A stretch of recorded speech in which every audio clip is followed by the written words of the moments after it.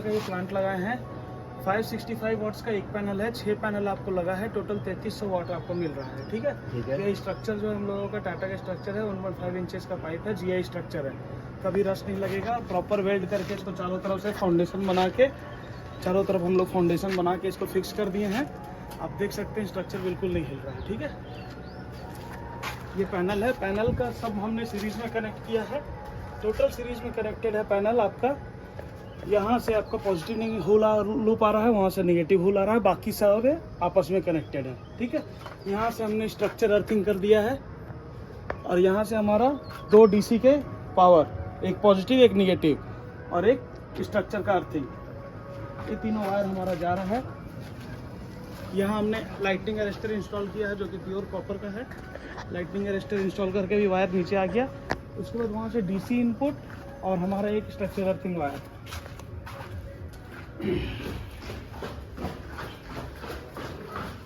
DC input जो है हमारा आया एक यहाँ पे पॉजिटिव निगेटिव और ये एक हमारा डीसी का अर्थिंग है सीडीवी।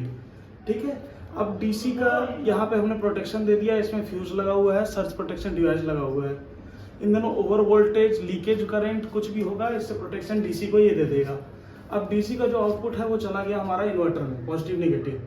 अब इन्वर्टर का काम है डीसी को एसी में कन्वर्ट करना, डीसी को एसी में कन्वर्ट कर दिया। सोलेक्स का इन्वर्टर लगा है 3.3 किलोवाट के लिए। इन्वर्टर के बॉडी अर्थिंग भी कर दी, इन्वर्टर का अर्थिंग इन्वर्टर से 3 वायर गया है, फेज न्यूट्रल और एक अर्थिंग।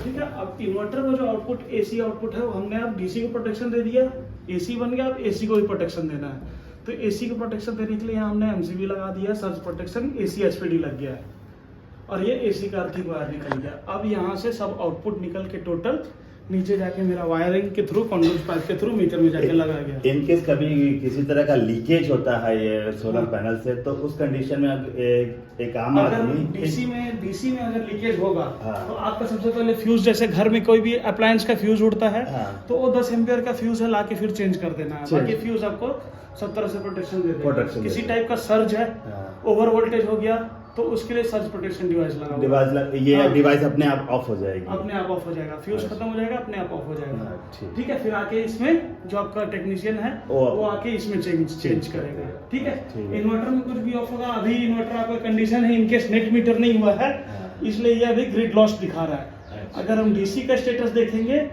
तो डीसी का स्टेटस आपका अभी सोलर आपका 275 वोल्ट दिखा रहा है। हाँ, एक पैनल का वोल्टेज मैक्सिमम 45 है, 6 पैनल लगा है, 275 दे रहा है। ठीक है, इसमें भी कुछ फॉल्ट होगा, इसका भी अर्थिंग है, डबल अर्थिंग है। इसका एक बॉडी अर्थिंग किया गया है कि इनकेस कहीं बॉडी में करंट आए तो भी अर्थ पीट में चला जाए, और ये इसका यहाँ फेस के साथ ठीक है। यहाँ से जो अर्थिंग निकल रहा है वो डीसी अर्थिंग है, यहाँ से जो अर्थिंग निकल रहा है वो एसी का अर्थिंग है। इसके बाद वायर हमारा सीधे नीचे जाके मीटर में कनेक्ट हो गया, और अर्थिंग वायर जो 3 पिट हमने बनाया है, एक डीसी का पिट है, एक एसी का पिट है और एक लाइटिंग अरेस्टर का पिट है। डीसी में हमारा 2 स्ट्रक्चर और ये डीसी का वायर जा रहा है।